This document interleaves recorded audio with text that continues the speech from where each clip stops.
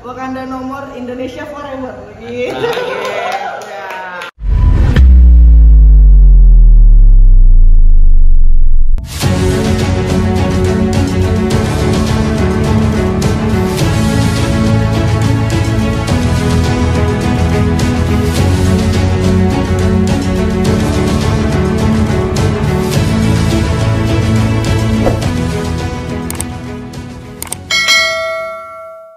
Saya rasa kita sama, rakyat Indonesia, saya, kita semua, bahwa kita menginginkan sebuah negeri di mana praktek korupsi diberantas hingga tuntas. Pemerintah memberikan pelayanan yang terbaik, dan kemudian kita menjunjung tinggi etika. Kita sama di situ. Karenanya saya ingin sampaikan kepada semua bahwa saat ini kita di persimpangan jalan antara tetap menjadi negara hukum di mana kekuasaan dikendalikan oleh hukum, atau kita menjadi negara kekuasaan di mana hukum diatur dan dikendalikan oleh penguasa. Oke? Dalam situasi itu saya ingin sampaikan ini adalah sebuah gerakan perubahan. Kita sama-sama.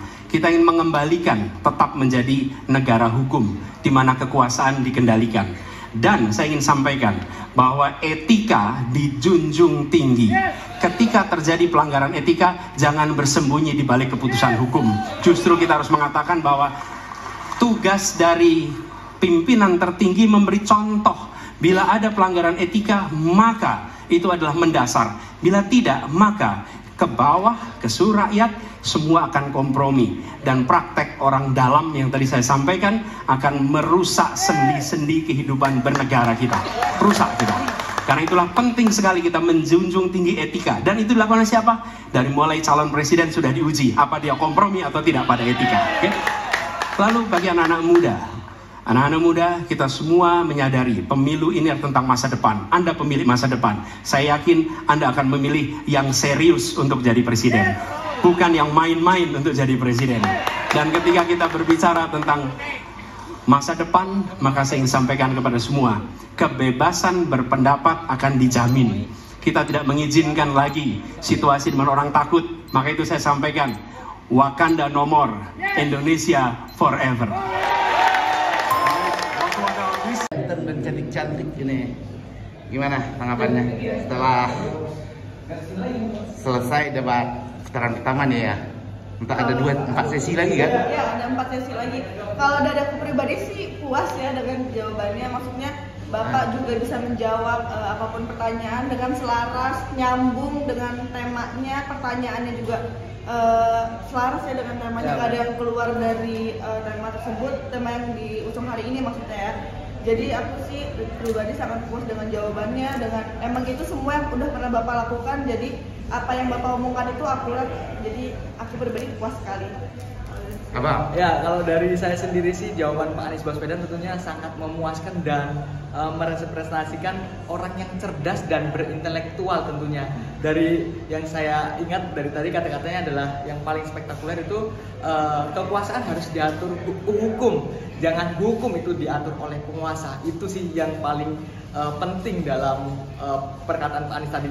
Jadi tadi kita bisa melihat bahwa 01, 02, dan 03 yang mana yang paling cerdas, yang mana yang paling realistis menanggapi beberapa pertanyaan, dan yang mana yang panik, teman-teman. Jadi kita tahu yang panik, yang grogi, dan Pak Anies ini tidak ada masalah sama sekali, masalah hukum, masalah HAM, masalah korupsi, WTP 5 kali berturut-turut, dan beliau juga sudah membuktikan rekam jejaknya selama di Jakarta ya teman-teman. Iya benar. Keren banget. Jadi ya. Rekam jejak Jakarta tadi aku puas banget dengan adanya yang Bapak Prabowo bilang kalau misalkan tempat ibadah itu susah, itu gampang sekali untuk kita membuka rekam jejak Bapak yang dimana udah banyak banget yang Bapak kreasikan untuk di Jakarta gitu ya, maksudnya untuk Bapak buat di Jakarta. Jadi apa yang sudah Bapak omongkan itu adalah prestasi-prestasi yang sudah dia jalankan di Jakarta dan untuk dilanjutkan ke Indonesia, dan itu menurut saya sangat-sangat jawaban yang cerdas, jawaban yang matang, jawaban yang dengan tensi yang aman tentunya ya, nggak ada kelihatan emosi atau gitu. Tetap senyum ya. Tetap senyum. Tadi sempat ngomong emosian nih. Boleh tahu dong yang mana nih yang emosiannya? Kayaknya warga udah bisa kita nggak perlu kita nggak perlu sebutkan mungkin rakyat Indonesia khususnya generasi milenial, generasi muda, Gen Z itu bisa nilai sendiri ya, yang mana yang panik, yang mana yang tenang dan mantap jadi. Biasanya kalau yang emotion dia joget-joget, nih kalau nggak ada nih. Ada tadi sempat joget sih, Iya. tapi Bapak smash dengan jawaban, jadi Iya. menurut kita lebih keren Bapak. Iya, Keren Bapak ya. Tadi ada beberapa pernyataan yang ditanya, Pak Anies ditanya langsung memutar balikan, itu keren banget sih. Iya, keren banget itu. Jadi itu kan pengalaman ya. Iya. Semenjak ada acara-acara Bapak, terutama yang desak Anies, mungkin itu sebagai cara Bapak bisa menanggapi pernyataan dengan Iya, 2 menit yang dengan efisien dan 2 menit efektif itu ya. sangat cukup sih buat Bapak, karena kalau misalkan emang teman-teman sebelumnya tanya apa sih pelatihan Bapak sebelum menghadapi menghadapi debat kali ini, menurutku desak Anies adalah salah satu pelatihan Bapak untuk menjawab dengan waktu tertentu, dengan pertanyaan yang tidak terduga, pertanyaan dari masyarakat yang tidak ada briefingnya.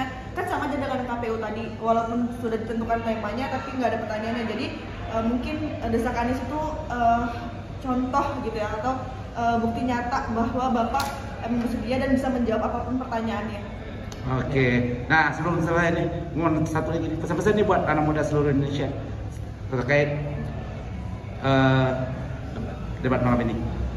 Buat pesan-pesan buat anak-anak muda ya, khususnya generasi milenial dan Gen Z, kalian harus cerdas kawan-kawan, jangan mau terprovokasi dengan gimmick-gimmick, tapi kalian lihat yang gagasannya, idenya itu tepat, gagasan yang brilian, gagasan yang cerdas untuk keadilan dan kesetaraan buat rakyat Indonesia, dan tentunya dengan visinya Indonesia adil makmur untuk semua. Oke, Tasha? Kalau dari aku, mungkin teman-teman di sini udah pada capek ya dengan kata-kata ordal gitu. Itu dari tadi Bapak untuk ngomongin orang dalam gitu ya.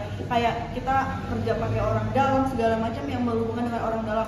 Bahkan MK pun ada orang dalam gitu mungkin ya.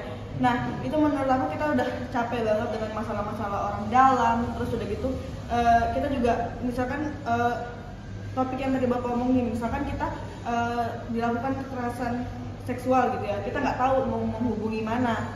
Terus udah gitu kalau misalkan kita kelilit pinjol yang ilegal, kita nggak tahu harus ngadu kemana. Tapi program Bapak juga mengadakan namanya Hotline Paris gitu ya. Jadi Layanan gratis ya? Untuk layanan pengacara gratis. Menurut aku itu udah keren banget. Jadi anak-anak muda pastinya aware sih terhadap itu dengan ordal itu kan sehari-hari deket banget ya masalah itu.